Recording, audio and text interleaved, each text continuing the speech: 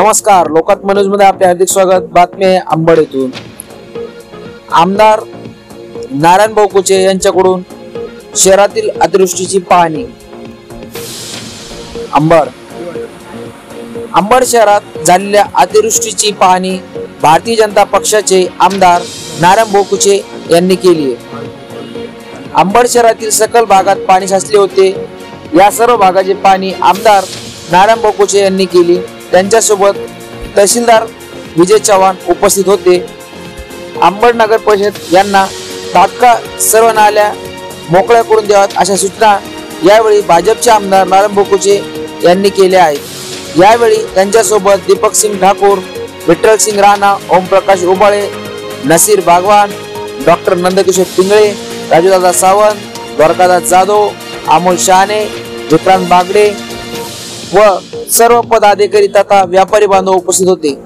या संदर्भात लोकात्म न्यूज चॅनलच्या प्रतिनिधींनी भाजपचे आमदार नारायण भाऊ कुचे यांची संवाद साधला असता त्यावर त्यांनी दिलेली प्रतिक्रिया बघूयात काय म्हणाले। गेल्या 3 दिवसापासून मराठवाड्यामध्ये पाऊस पडतोय आणि अंबड तालुक्यामध्ये 195 मिलीमीटर पाऊस झाला। त्यामुळे व्यापाऱ्याच्या काही दुकानामध्ये काही याच्यामध्ये काही पाणी गेलं, काही नुकसान झालं। मी कालच तहसीलदाराला आदेश दिले होते, काल कलेक्टर साहेबाला भेटलो होतो, माननीय जिल्हाधिकारी यांना सांगितलं होतं की सगळ्याचे पंचनामे करा आणि अख्ख्या तालुक्यामध्ये जे जे नुकसान झालं, शेतकऱ्याचं असेल, व्यापाऱ्याचं असेल, त्याला मदत कशी देता येईल हे आपण करण्याचा प्रयत्न करतोय।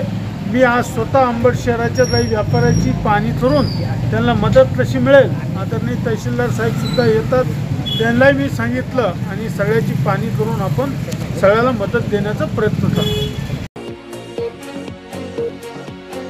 लोकात्म न्यूज चॅनलसाठी प्रतिनिधी तरंग कांबळे, अंबड।